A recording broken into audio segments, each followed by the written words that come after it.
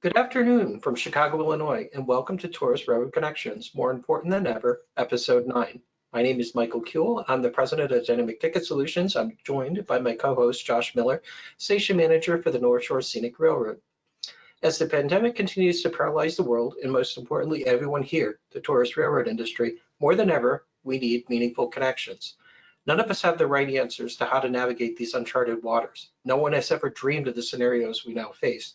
We're all working in the dark, using our gut instincts to make decisions and try and keep our organizations afloat.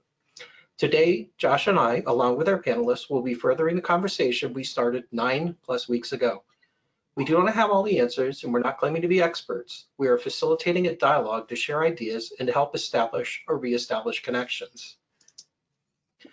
We've made available recordings of past webinars. To access them, simply go to www.dynamicticketsolutions.com and click on Webinars in the top navigation.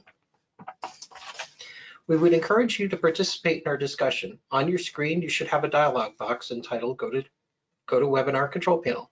And within that box, there should be two sections. If you look at the bottom section, you should notice a gray bar labeled Questions, and just below that, another white box with the words Type Questions Here.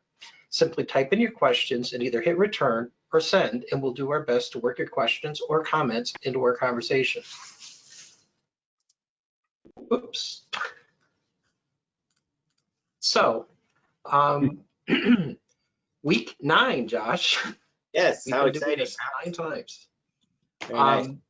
9 times. And we've been, today's webinar, we've shifted around, made it in the evening, because we realize life happens and people have railroads to now run or worry about opening.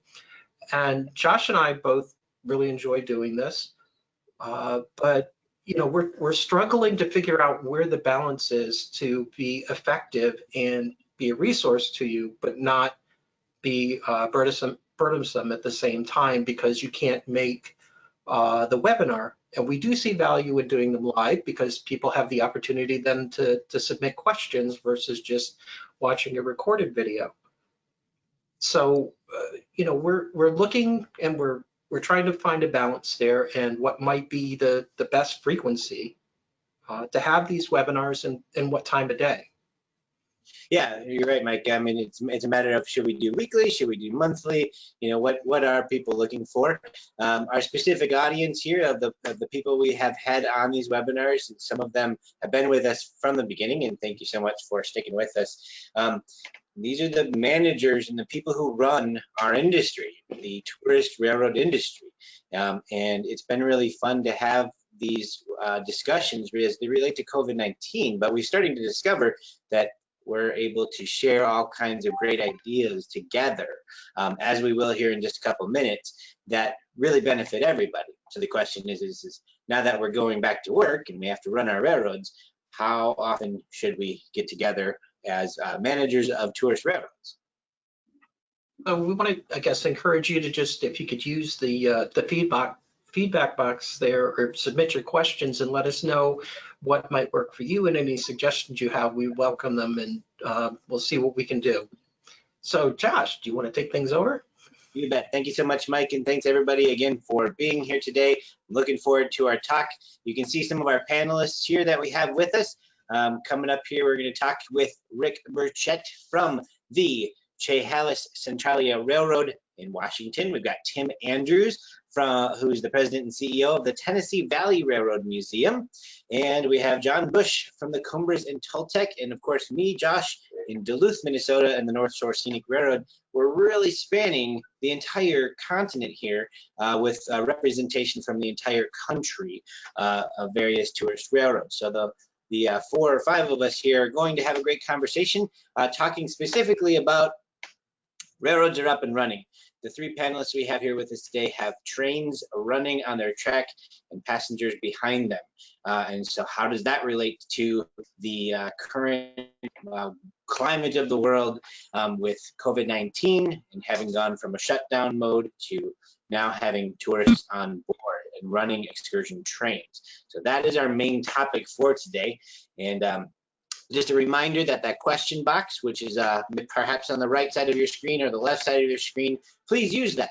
Go ahead and chime in. We want you to participate with us in the conversation. Submit questions, maybe give your suggestion as to how often these webinars should be held to get together.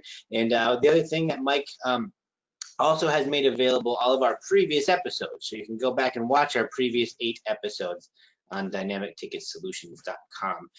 And all of those webinars are available. I think they're hosted on YouTube, but they're on the website, so it's an easy place to get to them. Dynamic Ticket Solutions, and some great conversations that we have had from various guests throughout the past 8 weeks. We took last week off, so technically 9-10 weeks or whatever it may be, but we've all weathered the storm of a shutdown, and we're all getting ready to open our businesses again. And some of those businesses are open again. So we're going to talk to our panelists here and talk a little bit about how that is going. First, I want to get a little bit of introduction, but biography, a little background from each of you guys. If you can just tell me a little bit about yourself. Let's start with Tim Andrews from the President and CEO, Tennessee Valley Railroad Museum. Welcome. Well, thank you. Good to be here, and from the far southeast, where it's nice and hot and humid. It's something I've gotten used to after moving down here 44 years ago. I've been involved with TVRM for that long now. I've been president for 14 years, and I got involved when I was in college, and I've always found ways to come back here. Of course, now I live here, and been busy and active with TVRM and other parts of our operations here in Chattanooga, our freight operations and other things as well. So sure. Excellent. Well, glad to have you here. Let's turn now to John Bush from the Cumbres and Toltec. How's things out in Colorado there, John? Thank you, Josh. Well, I'm the president and general manager for Cumbres and Toltec. I was born out here in Colorado. I grew up in Telluride and have been involved with the Cumbres and Toltec since about 1989. I did spend some time in Alaska with the White Pass, and also spent time in California with the Roaring Camp and Big Trees. I came back here in 2013. This year, of course, is our 50th anniversary of having been a tourist railroad, and the 140th anniversary of the railroad being built over Cumbres Pass. It is unfortunate, since we had a lot of pretty special stuff planned for this year. We kicked off with the Rotary Snowplow exhibition, and we did manage to get that in just before the COVID-19 thing happened and shut everybody down.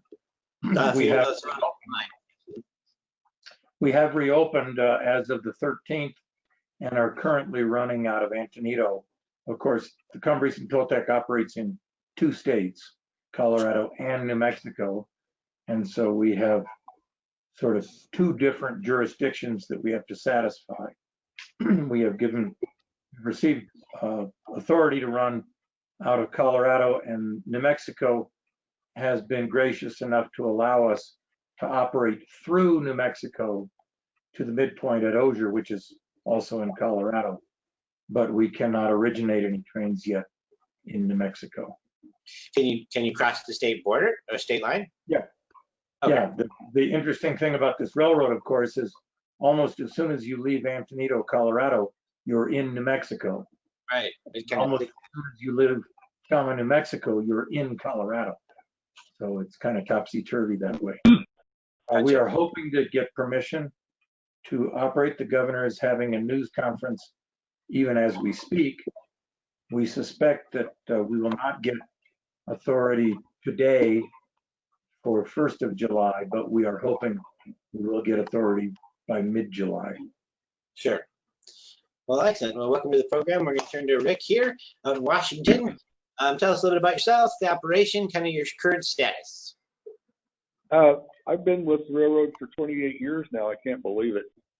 Wow. Mostly in operations.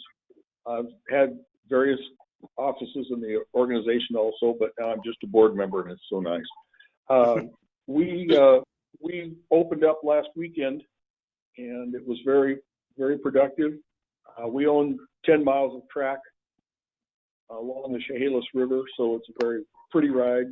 We don't run big trains like John and Tim, but we get by. Sure, excellent. So, well, let me continue the conversation, Rick. How has business been since you opened up and started operating trains with passengers on them? I'm sorry, would you say it again? How has business been? Have passengers arrived? What are they, are people coming? Yeah, our business for Father's Day weekend this year was up 20% in riders from 19. That doesn't make sense to me. Wow.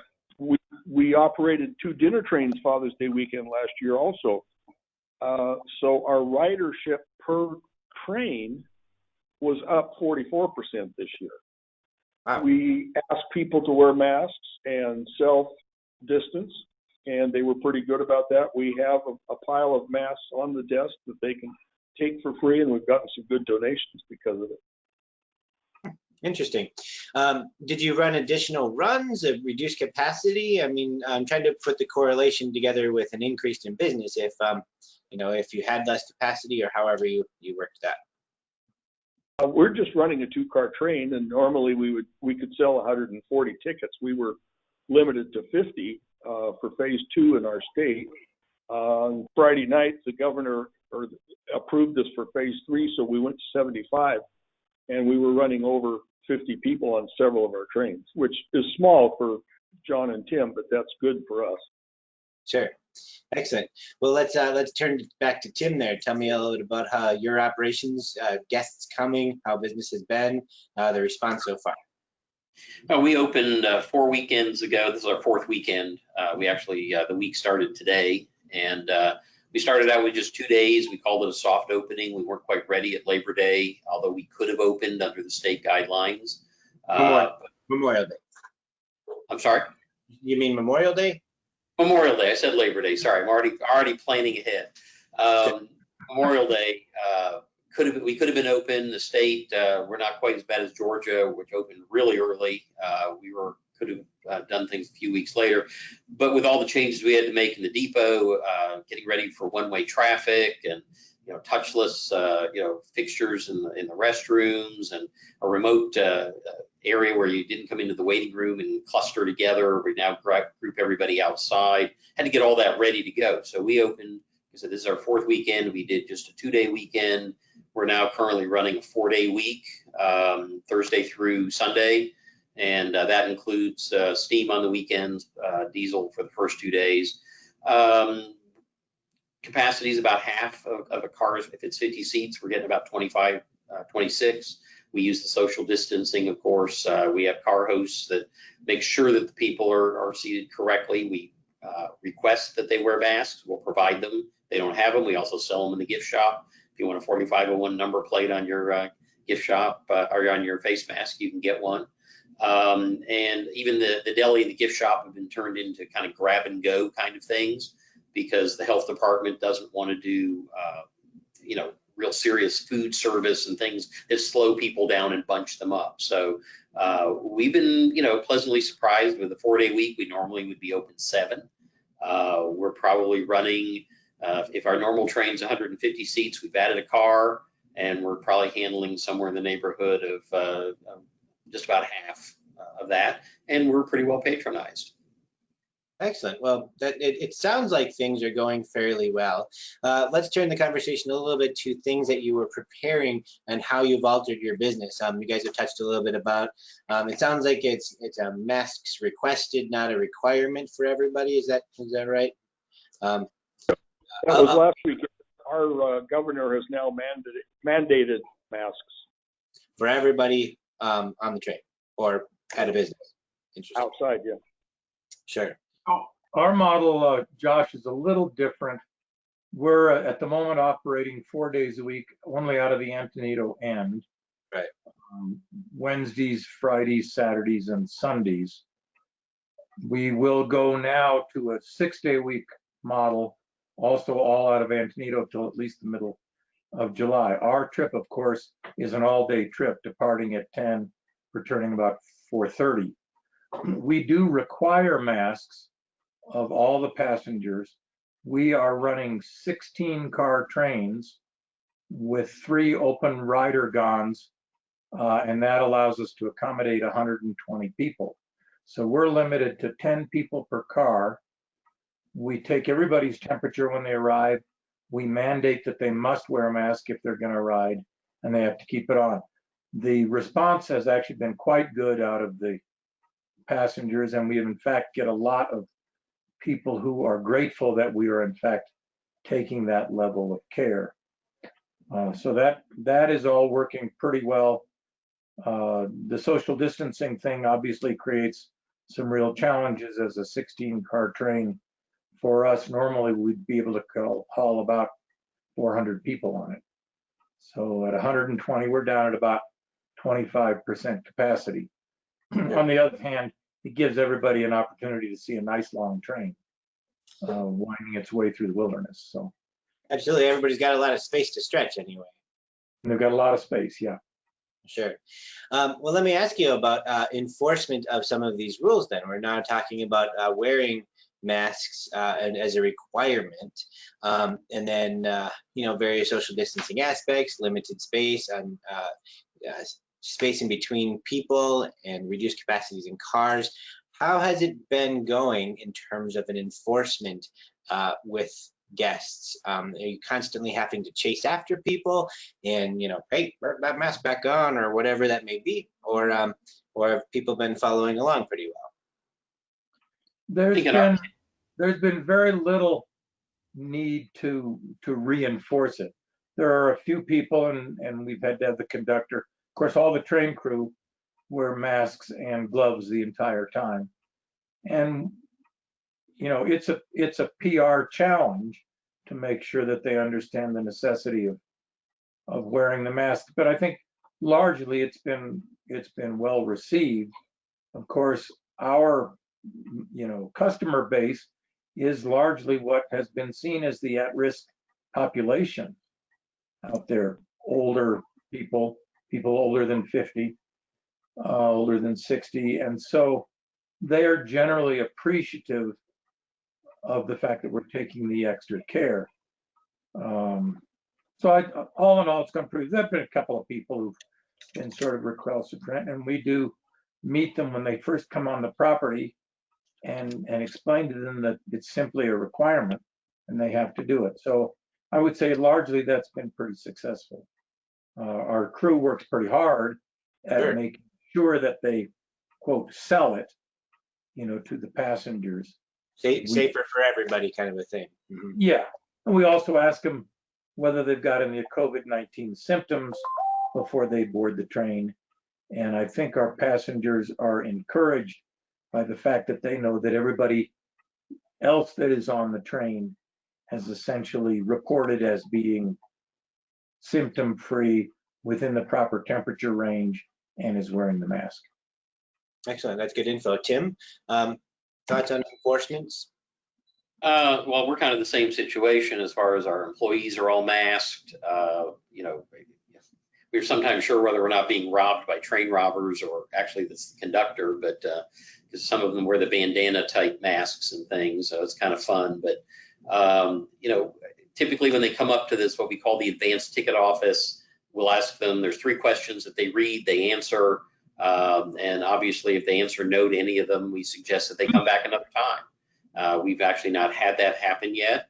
But obviously we can deny them access if they answer yes to one of those questions or whatever. So the rules in Tennessee and with the local health department, I guess, are a little different outside. If you're socially distant, you don't have to wear your mask. It's only when you get inside the building or on the train. And because we're running our short train only, we're not running our long trains into Georgia or we're on the Hiawassee. People are on the train a short enough period of time, they don't seem to object. They know that when they get to the other end and they get back outside and spread out, they can actually, again, take them off and then put them on before they board the train again. So we've had a little pushback at the ticket office, but when we provide one and they see everybody's wearing them and they see we're doing this for everybody, we get that same positive response eventually that, hey, we're doing this for everybody. And if you want us to be open, you want us to be able to do this, then everybody's got to comply, because nothing will shut us down faster than a positive case within the employees or somebody who's been here with the contact tracing being found to be a TBRM. That would obviously cause us to close for a period of time again. So I think once that's explained to even the most difficult passenger, that pretty well takes care of the problem. Good to know. Good to know. Rick, anything you want to add about enforcement of, masks and things like that? It sounds like in your state that helps a little bit to have that already be a requirement. Yeah, we have, we put tape down on the deck for people to space out. That sounds good. And we just have had nothing but positive about the masks. We haven't had anybody not want to do it. We've gotten donations because we have them available. The thing that John said caught me, I had to go pull up a report from yesterday. Only 25% of our riders last weekend were what we call seniors, 62 and over, and 23 were children. So we're not having the double risk people as much as others, as John did. Sure. Well, that's interesting. I'm going to turn it over here to Mike for viewer questions. I just want to remind everybody who is here watching, our panelists here distinguished panelists from all over the country. We also have representation of nearly 50 different railroads across the country as well in terms of the attendees who are here. And that is you, the managers who run the tourist railroads in our country. And we're discussing COVID-19 and getting up and running our railroads again. Mike, questions from the audience? Yeah, two. One, we got a comment from Alan Ryder from the Southwest Railway Museum in Duluth, Georgia. They say that they require masks for everyone. About 25% of the visitors refuse to do so and leave. They do have masks available, and if we were to make them optional, most of our volunteers would not participate due to their own health concerns. So just thought I'd put that in there. David Cauldron from the Richmond Railroad Museum asks, can you speak specifically about how the distancing seating works? Groups together, skipped rows, etc. That's a very good question. I do want to ask that because, a lot of things have been thrown around in meetings here as our Duluth Railroad is preparing to open, as many of you are. Do we tape off a row? Do we tape off a row? But then what happens if there's a group of 5 or 6 and they want to sit together? And are they going to mess up our whole little system or whatever? Who wants to take this one? Yeah, let me speak to that a little bit, Josh. The way we do it at Cumbres and Toltec, of course, everybody has an assigned seat. And so as we book the seats, we book family groups together. Now, we are limited to 10 people per car at the moment, even if 10 people were, if there was a family group of 12, 2 of them would have to be in a different car at the moment. So it's fairly restrictive at the moment. We board each car one at a time, and we board it from the rear of the car, seating the people at the front of the car first, so that as we load each car, we keep the social distancing maximized and the opportunity for, a cross contact to a minimum. That's actually gone pretty well. We do allow husbands and wives, obviously, to sit next to each other, although I think we've found that after being locked up for 3 months together, it's pretty easy to keep husbands and wives socially distant. But we do make sure then that the next non-related group is at least 6 feet away from any other non-related party. Sure. That's gone pretty well. One of the things we do say as we board our train is that on the Cumbres and Toltec, the good guys wear masks. So that kind of softens the blow a little bit, and I think helps people be a little more accepting of the fact that they need to do it. Sure, interesting. I want to turn that question over to Rick, actually, because you're representing a 2-car train, so you have some sort of organized plan for when people get on. How do you have it organized? It sounds like Cumbres and Toltec is ultra organized as far as boarding goes. Tell us what you guys have. We are absolutely the opposite. We've got an open car and an enclosed car, and you get in the vestibule in the middle, and you can go either direction. We really are not seating people. We let them self-distance. And when we start our dinner trains, of course, we'll be doing like John does, everybody's assigned seats, and we'll load the furthest from the door first.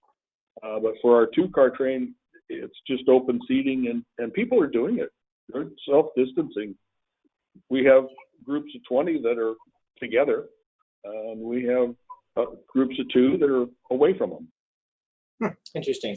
Tim, anything you want to add about? Well, because we are letting people get tickets at the gate, so to speak. I know some places have gone to strictly, buy your tickets in advance. We have to sort of do it on the fly. And because we're taking a 4-car train, 2 of the cars basically are groups of 4, and the other 2 cars are for groups of 2. And so we sort of assign seats as they go, and that goes directly to the train crew, and they know where to put people. They wear a colored wristband. Each car has a color code. That's where they gather on the platform. We're using we have a single boarding ramp that can be used for people in wheelchairs and things. We use that as a single point of entry so that no one has to touch a handrail or a door or anything else. So they go up the ramp, and then they're taken to the farthest car and then work their way back with the car host making sure that they seat. And we have little signs on the seats we don't want them to sit in. And we can adjust those a little bit as we go to always keep that 6-foot distance within the car.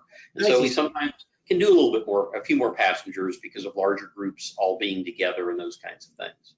So rather than like taping off, you have a little sign that says like, keep this seat open or something? Yeah, we actually saw that. I saw that at the hospital with my wife at a doctor's appointment, and I sent a picture to our graphic artist and said, here, can you produce these?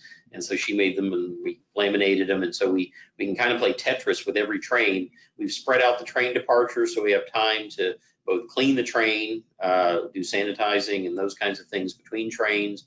And we can also reassign the seats that we're using or not using on each train at that point. So we're running 4 trains a day instead of our usual 5. I think I want to see those little signs. Yeah, I can send you a picture of those. Sure, for sure. Questions from the audience here, Mike? Yeah, Alan Wishengrad from the Whippany Railroad Museum asked Tim, what are the 3 questions that you're asking your riders? First of all, we asked whether anybody, either that person or anybody in their party, has been in contact with anybody in the last 14 days who's been a positive COVID patient or has been found to be positive. We asked whether they have a cough, shortness of breath, runny nose. That's the second question. And then we asked whether anybody in that group has a fever at that time. We do not take temperatures. That was a kind of a go around with the local health department, but they said, really, restaurants aren't required. You're not required. Don't do it unless somebody asks specifically. And then we have the no touch thermometers available if somebody says, well, you better check. But those are the 3 questions. And you're including that at the check-in point. So as people are checking in, getting their tickets or whatever that may be? Yes, we do that. And again, we're not doing that at the depot. So we actually have a queue line out at the edge of the parking lot before you come on the property now. Used to be you go inside and you'd stand in line at the ticket office and do your check-in. But now we've got people where they can spread out in the parking lot. They can still wait by their car if they need to, or whatever it takes. They come up at the last minute and can get checked in at that point. Interesting. I want to talk a little bit about boarding procedure then, as it relates to that. They've now checked in. You kind of got them pre-screened, so everybody who's here in the crowd at the platform, however they may line up or just hang out. Now what do you do? Traditionally you give a boarding call or something, and the conductors just start collecting tickets or whatever it may be. I'm going to start with Rick here. As to how you open the door and begin, or do you just are you boarding earlier? Tell me some things that you've been doing. Well, first off, we've limited the number of people in our depot because it's considerably smaller than Tim's, I'll tell you.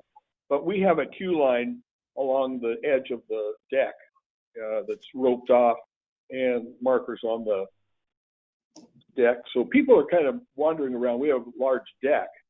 They're pretty much self-distancing, but when we go to board, then they go down this line and we keep them apart as they get on. I see. Gotcha. Now in Antonito, I know you have a huge parking lot there right next to the depot. Tell me a little bit about how that's going. What we do, Josh, is we greet them as they come up toward the depot. All of the stuff is done outdoors under the canopy. We greet them, we get their groups together, we hand them the day's menu. Remember, the other thing included in a Cumbres and Toltec ticket is a full hot lunch at Osier. So we give them the menu so they'll know what their choices are going to be at Osier, and that includes on the backside a list of the symptoms that they'll be asked about when they get up there. Then when the entire party is together, they go up, get their temperature check, answer the COVID questions. We get their names down. They go and pick up the tickets. Then they go up to their cars, and each car is boarded individually, and the conductor or an attendant calls them up, essentially, you know, Smith party at 2. And so we get them on first and to the front of the car, and then Jones party at 2, and they're the next one, so that they line up. It actually goes pretty quickly. It was a little challenging the first couple of days, but it's been pretty well dialed in now. Where Premium cars have their own attendants, and then we've got additional personnel plus the conductors and brakemen to help get them look. Where were you calling people from, though? Where are they queued up? They're standing in the parking lot? No, they're lining up kind of mostly in a line that is either parallel to their car, Oh, I see. to the train car, or at right angles to the train car up there. And then we start boarding about 15 minutes before. And they're actually all pretty good about socially spacing even before they get on the train. There are some markings on the pavement to show 6-foot distances. I see. For our viewers, if you have not been on the Cumbres and Toltec, first make a plan to do that. And second, in Antonito, you have a really great setup for what you're speaking about. I mean, basically your train track circles around a parking lot. So you have a fairly good setup, I can imagine, for doing this. Yeah, that's correct. That's correct. You can turn to Mike here for a question from the audience. Sure. Randy Gustafson from Stone Consulting is asking comments on restroom cleaning and gift shops. It's kind of a loaded 2-part question. Sure, that is a very good question, though. So now we're talking about restrooms and gift shops. Let's talk about that separately with the depots, and then also restrooms on the train, which I know is always a challenge too, and very tight quarters.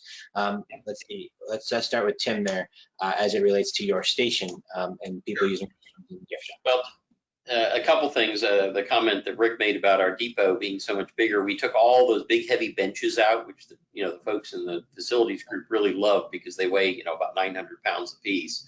So there's only a couple in there in the building anyway. So most people gather outside. The general consensus is there's less chance of catching this if you're not in close quarters and those kinds of things. So people gather outside, and then we queue them on the platform before they get on the train. Restrooms, we basically went in and converted all of our restrooms to no-touch fixtures and things before we reopened.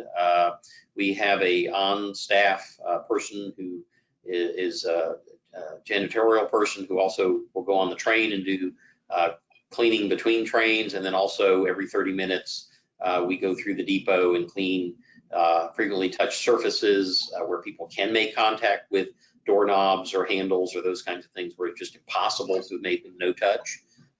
Everything's one-way traffic. If you've been at TBRM, the hallway where the restrooms are, you could go either way. No, you come out of the restroom, you go always to the right. You may have to circle around the building 2 or 3 times before you get into everything you want to see or do, but we encourage this one-way traffic all the way around. The gift shop, we've opened up, it's a grab-and-go arrangement where we've reduced the number of things that you can pick through or stand in front of and decide whether you want to buy or not, and everything's purchased in the deli. So if you're going to go on, we also get you to buy a Coke and a hot dog at the same time. But it eliminates the gathering and grouping of people where they are trying to decide what to do. We have markings on the floor. We have, wait here signs. We have hand sanitizers all over the place where people can, pump a couple pumps of hand sanitizer on their hands before they move on to the next thing, and those kinds of things. On the train, because the train is so short, going just over to East Chattanooga and back, we actually don't have the restrooms open. If there's a true emergency, we'll deal with it when you get to East Chattanooga. Again, there are restrooms available there. They're cleaned on a regular basis as well.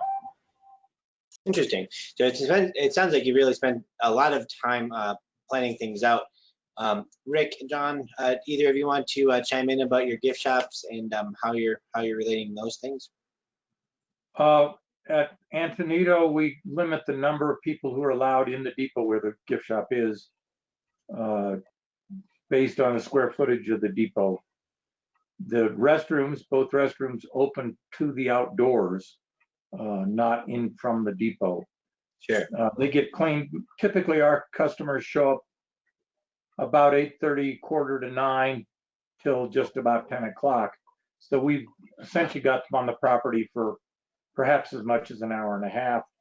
We've got a janitorial staff that goes in and cleans the restrooms at least 2 or 3 times during that time. And then we have janitorial staff that rides on the train and cycles through the train. There are hand sanitizers on each car when people do move from car to car. Of course, we do allow people to go from car to car once it's rolling to get to the open car so they can spend a little time standing outside in the fresh air. So we are going through janitorial staff, wiping down doorknobs and faucet handles and that sort of stuff on a semi-continuous basis. Again, remember the difference for us compared to what Tim or Rick are doing is that we've got people from 10 in the morning to about 4:30 in the afternoon. Sure. So it's regular cleaning going on the whole time.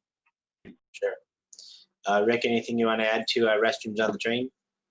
Yeah, we did modify our gift shop and ticket agent area to one-way traffic, and we have a big plexiglass thing in between the ticket agent and the purchaser. We have our restroom is a different building, so which opens to the outside. So we have a janitor that keeps that clean, and then the onboard train staff of conductor and brakeman. We have an RV toilet on the train, so it's no touch option there, but the train crew still keeps that area wiped down. Excellent. Interesting. I think one takeaway I have from talking with all of you is that clearly there's been lots of discussion and planning put into reopening. Clearly, you all attended a few meetings, perhaps by Zoom or Microsoft Word, or there's the go-to meeting and things like that. Planning all of this out meticulously to be prepared to responsibly open up your businesses.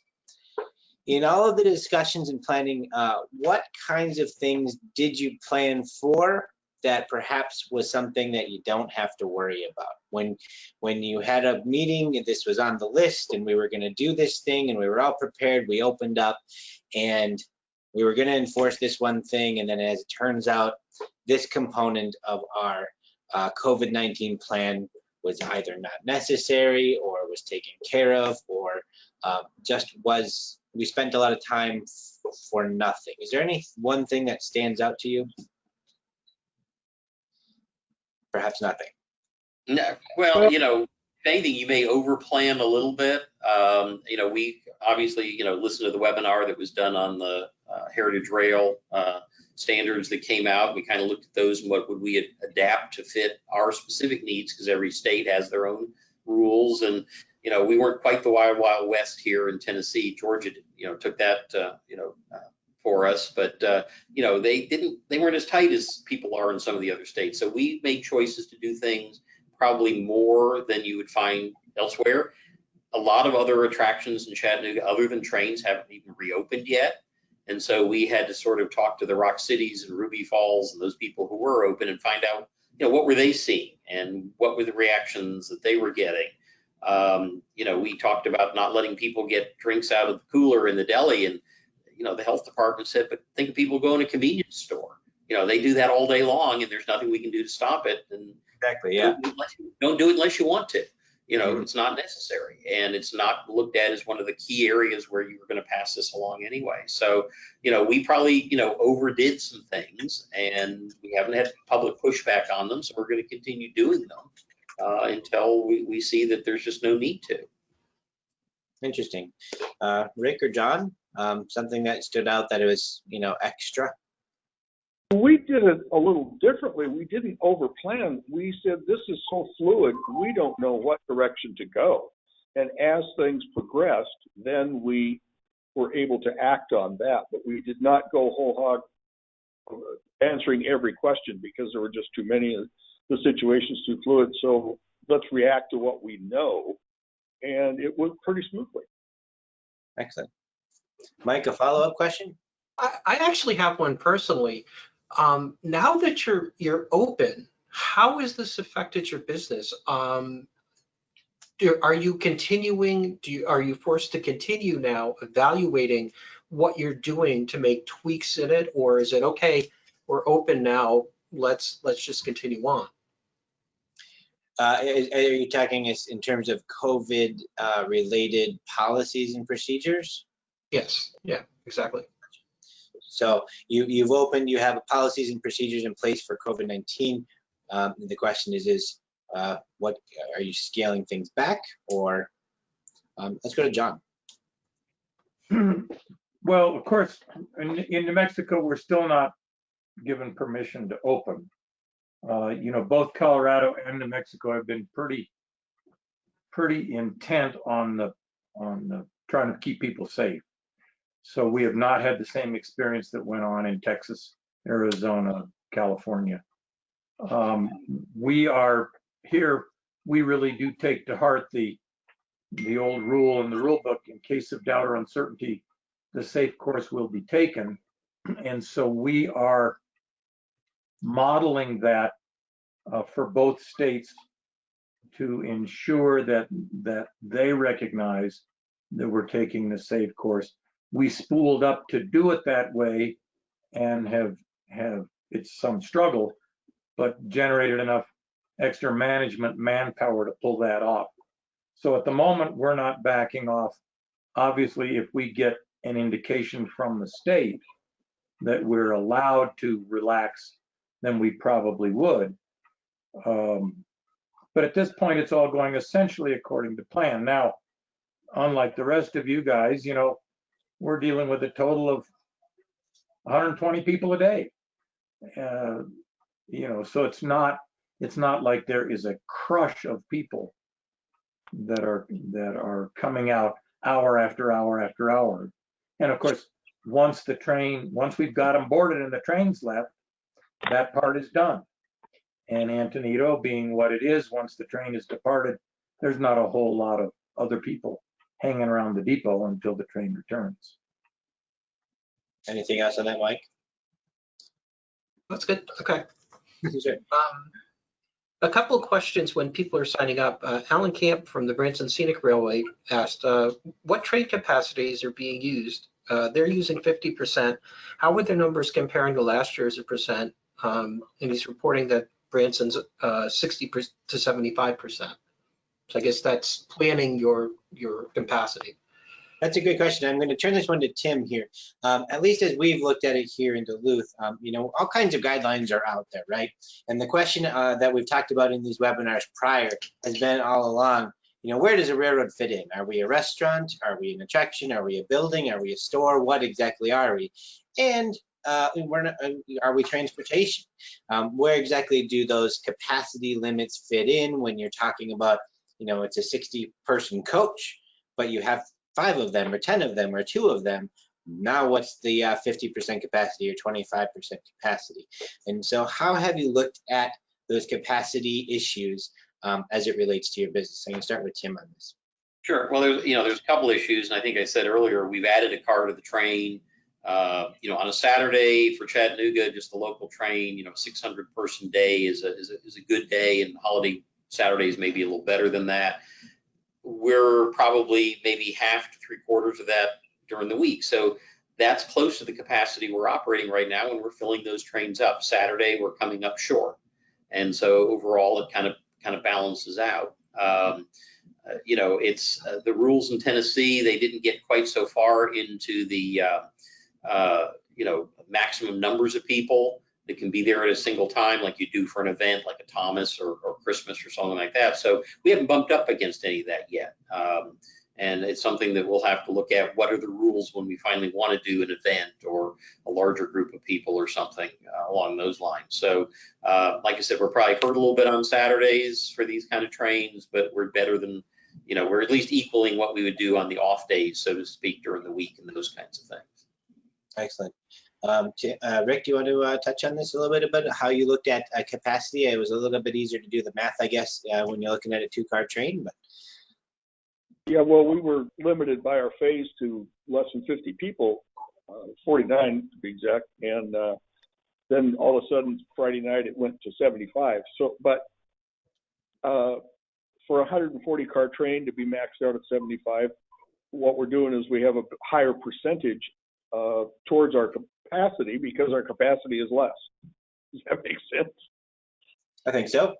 I think it does. So, we've only run one weekend. We had more people than we did last year at the same weekend. So we're doing pretty well. Yeah, it sounds like things are pretty solid. All right, so we have about 10-15 minutes left in our webinar series here today. You, the viewer, watching right now, sitting in your office or perhaps at your home office, we thank you for being with us today. We are talking with some very distinguished guests here. We got Rick Burchett from the Chehalis-Centralia Railroad. I always trouble with that one. Tim Andrews, President and CEO of the Tennessee Valley Railroad Museum, and of course John Bush, President and GM of the Cumbres and Toltec in Colorado, New Mexico.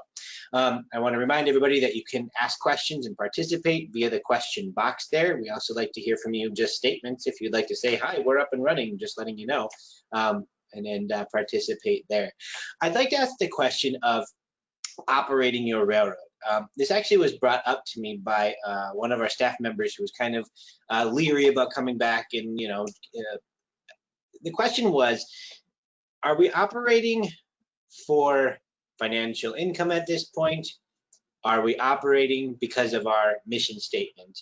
Are we operating for the greater good of our cities that rely on our establishments bringing people to their cities? I know that Antonito and Cumbres are very dependent cities on the railroad as a business, at least. And I think probably Tim and Rick can probably speak to this. I know in Duluth we have done the math and studies and surveys to know that we have a bit financial impact on just bringing people to the city. Most of our budgets are out the window, or what we originally planned for 2020, and obviously we're doing recalculating. At this point, from a business perspective, assuming that things kind of are the way they are, is it more of a labor of love at this point, or economically important to the business, or the city itself? Anybody want to speak to that? I'm going to start with John on this. Well, of course, Cumbres and Toltec, we see ourselves as a social enterprise. You're absolutely right, Josh. The economy in Antonito and in Chama both are highly dependent on the railroad functioning, and it is a big challenge right now in Chama because while people are staying here and then riding over in their own cars to Antonito to take the train, things are limited because we are not operating out of Chama. Our primary goal, really is survival.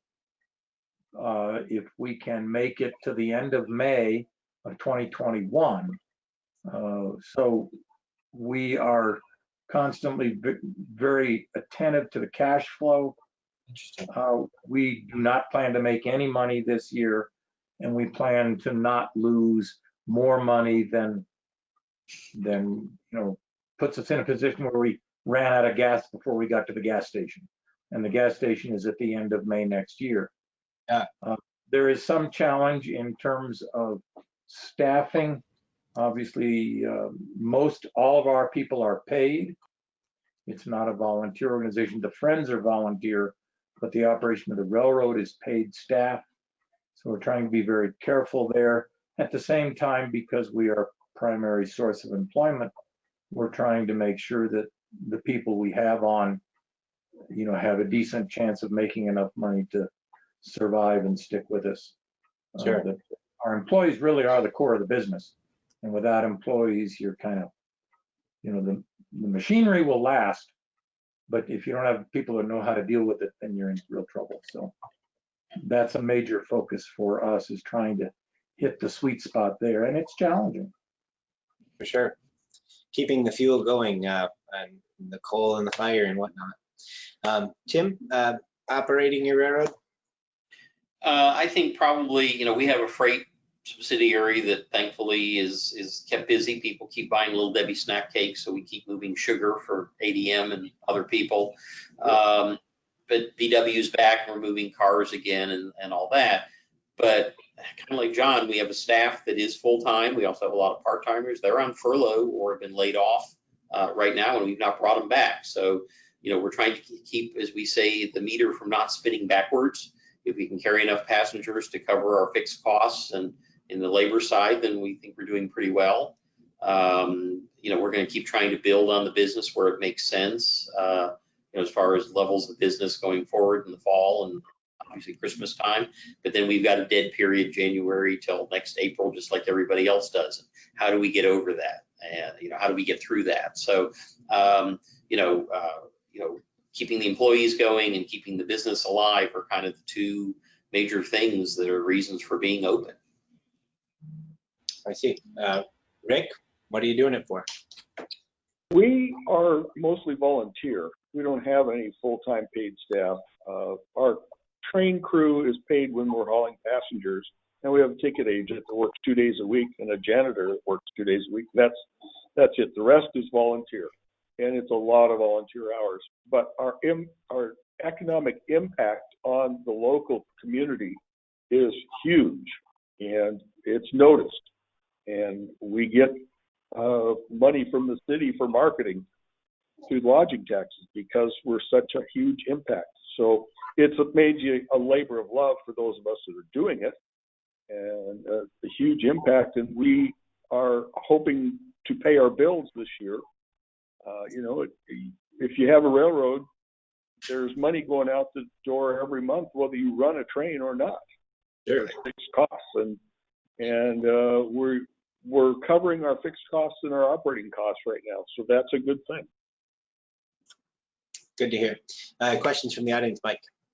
Sure. Mark Ray from the Heritage Rail Alliance, president of the Heritage Rail Alliance, asks, what lessons learned from your first operations in the COVID-19 environment can you share with the industry? Sure. Let's go down the list here. We'll start with Rick. What have you learned here after having started? Again, for those of us who are not at opening till next week, like me, I'm taking notes. What have you learned that we haven't thought of? Boy, I can't think of anything. It's not been as bad as we feared. Oh, that's good. Jim? I'd say I agree with Rick. It's not as bad as we thought it would be. There is obviously a little bit of a pent-up demand, people wanting to get out and do things. And I mean, there was always the thought, even the first weekend, what if we throw open the doors and nobody shows up? That was kind of a fear, and that we were pleasantly surprised to find that it worked well. The other thing is, we've done virtually no advertising for the capacity that we have to operate, and so we're filling these seats without doing much more than putting stuff on Facebook and some of the social media kind of platforms. And so we're learning that more and more that you can cut the ties with a lot of that, especially when you're capacity constrained to begin with, and that's a big savings. That's an interesting one. We're going to come back to advertising marketing in a second here, but John, what are your thoughts as far as things that you've learned that you didn't necessarily, maybe you didn't think of before you opened? Well, our staff had thought it through pretty well. Our biggest challenge has been not knowing when we would be allowed to open. So we ended up, and I'm sure Mike can probably feel this pain. We have allowed booking for a lot of trains that it then turned out we could not operate. Nobody gets to Tacoma or Antonito by accident. We're not a, hey, this afternoon, let's go ride a train. We make a plan to come here. And so we were selling seats that then it turned out, well, we couldn't provide that service. So there's been a lot of running back to those people and trying to get them to either book for a train we were going to operate or take a refund or rebook for later. So that's been the most challenging part of it, but we anticipated that that would happen, and we did not feel that we could take a model where we simply said, you know, when we know what we're doing, we'll open up and start trying to sell tickets. And that's been challenging, and we appreciate the commitment of our clients to hang in there with us as we try to find our way through this. It clearly, from day to day to day, it's been a changing landscape in terms of what we're going to be allowed to do and when we're going to be allowed to do it. And it's certainly not a normal year, huh? No, and I think nimble is the key word for this year. Be nimble. Be able to make the changes when you have to make them. Deal with changing conditions. It's hard to foresee. If I could add, we've learned from some past experiences that we've applied that knowledge to. For instance, last Christmas season, our parking lot was flooded and we had to cancel some trains. We had sold a lot of dinner train tickets in June. We couldn't do them. So we went through what John did. You get these people to move them to July and August. Sure. And we've kicked Day Out with Thomas down the road twice now. We still think we may be able to do it come September, but most of those people have, you know, it's been handled by Mattel and Ticket Web, and most of those people have not canceled. They're ready to come when the time comes, and we've set that money aside. We're not spending it on anything else. And if it finally just doesn't happen for whatever reason, then we'll make the refunds, or they'll make the refunds at that time. But you know, people have stuck with these things, even as, you know, we're open year round basically in Chattanooga. Some of our other things are more seasonal, and most people who booked have just moved their tickets down to a later date when we think we might restart something. It is so hard to not touch those Thomas funds, though, isn't it? Oh, I know. I got it in a separate bank account, separate bank. I never go there. It makes it easier. Gotcha. You get codes and stuff from yourself. That's right. Yeah. Well, we haven't really gotten to marketing much, but I think we've had a really great discussion with you guys. I want to just do a couple, like a 1 minute on each of you as far as what kind of special marketing that you were doing, if anything. Now, Tim, you touched on a little bit on, I can start with you because you touched a little bit on, you're not really doing as much because there's not as much funds to put towards advertising. Obviously, that budget's out the window and people are still coming. Advice for other people as far as that goes, whether or not you wish you kind of would have put a little bit more into that fire or not? Well, I think, you know, it's not a one size fits all kind of thing. You know, we draw heavily out of the Atlanta area, and, you know, that's all, you know, you got to spend a lot of money down there to get even the first person to show up. So we just felt that that wasn't worth the effort to try and do that. People who want to come ride the train, because we're the only game in town in a sense, know where to look for us, know where to find us. You know, we're sending out, you know, email blasts to people who've ridden before. We you know, doing those kinds of things, and that's really about it. We're not doing anything else. It's good to know. Rick, marketing, advertising? We are mostly Facebook, social media. Our marketing person was a panelist here a few weeks ago. Refer to Mary Kay. Yes. We have a marketing budget that we can still spend that money because it's a city fund through lodging taxes. But I'm not sure how Mary Kay's doing on that, so I can't really answer. But it's been mostly social media and local radio. Gotcha. John, briefly on marketing. What I've learned, our audience, again, mostly, you know, silver foxes or gray bears or whatever you want to call them. And so a lot of our marketing in the past has been print, stuff that has long lead times.